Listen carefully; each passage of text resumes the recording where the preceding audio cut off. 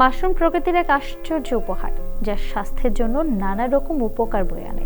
Mushroom হলো protein সমৃদ্ধ একটি খাবার যা শরীরের পেশি গঠন সাহায্য করে।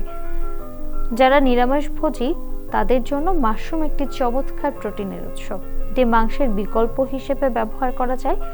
মাশরুমে বিদ্যমান থাকে সেলেনিয়াম, যা শরীরের রোগ প্রতিরোধ ক্ষমতা বাড়াতে সাহায্য করে। মাশরুমের মধ্যে থাকা ভিটামিন ডি হাড় ও দাঁতের স্বাস্থ্য ভালো রাখতে সাহায্য করে। বিশেষত যারা সূর্যালোকের অভাবে ভুগছেন তাদের জন্য মাশরুম খুব উপকারী। মাশরুমে ক্যালোরি কম থাকে এবং ফাইবারে সমৃদ্ধ।